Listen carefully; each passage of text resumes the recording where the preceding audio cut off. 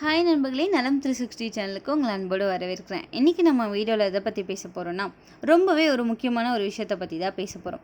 அது என்னென்னா, 60 வயசுக்கு மேலே உள்ள சர்க்கரை நோயாளிகள் தினசரி செய்யக்கூடாத சில பெரிய தவறுகள் இருக்குது. இந்த தவறுகள் தான் உங்களை சர்க்கரை அளவை கட்டுப்படுத்த முடியாமல் செய்யும். இதை சரியாக நீங்கள் செஞ்சிட்டிங்கன்னா இன்னும் ஆரோக்கியமாக சுறுசுறுப்பாக இருக்க முடியும். அது என்னென்னு இந்த வீடியோவில் நம்ம தெரிஞ்சுக்க போகிறோம்.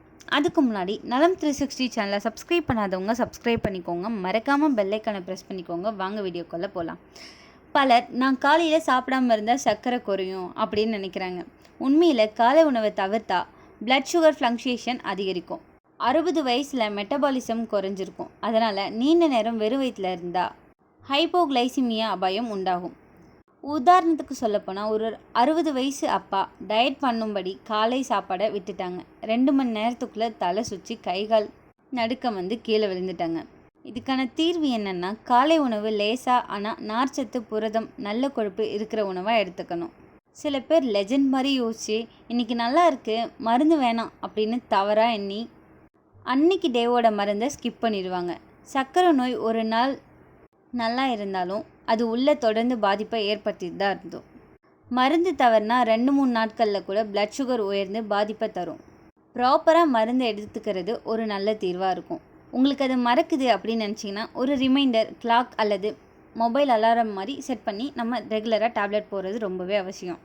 நம்ம உடம்புக்கு பழம் நல்லது தான், ஆனால் எல்லா பழமும் எல்லாருக்கும் நல்லது கிடையாது.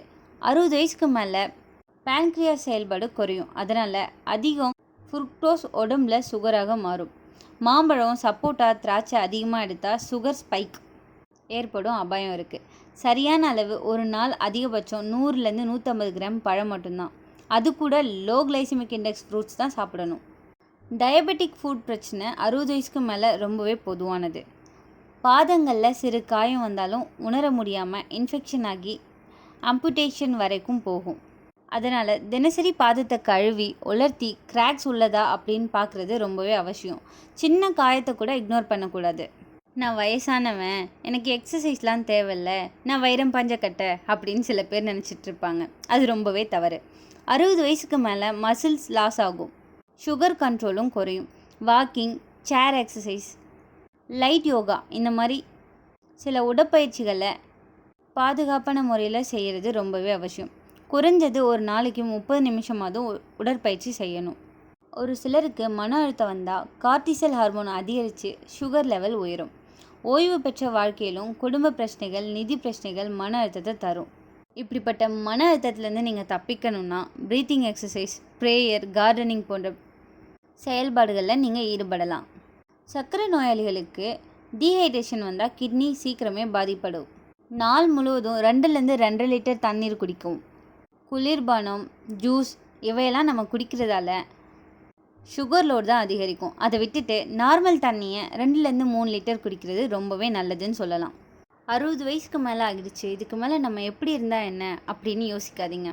சரியான பழக்க வழக்கம், மருந்து, உணவு, உடற்பயிற்சி இந்த 4ஐயும் பின்பற்றினா போதும். நீங்கள் 80-70 வயசில் கூட ஆரோக்கியமாக இருக்க முடியும். அதனால் தவறுகளில் நிறுத்துங்க, ஆரோக்கியத்தை தொடங்குங்க. இந்த வீடியோ உங்களுக்கு பிடிச்சிருந்துச்சுன்னா லைக் பண்ணுங்கள், ஷேர் பண்ணுங்கள். மறக்காமல் நம்ம சேனலை சப்ஸ்கிரைப் பண்ணுங்கள். இந்த வீடியோ பார்க்குற பேர பசங்களாம் இந்த வீடியோவை தாத்தா பாட்டிக்கு ஷேர் பண்ணி, நான் அந்த வீடியோவில் சொன்ன நல்லதெல்லாம் அவங்களோட லைஃப்பில் டெய்லி ரொட்டீனாக மாற்றிக்க சொல்லுங்கள். இன்னொரு அற்புதமான வீடியோவில் உங்களை சந்திக்கிறேன். பை.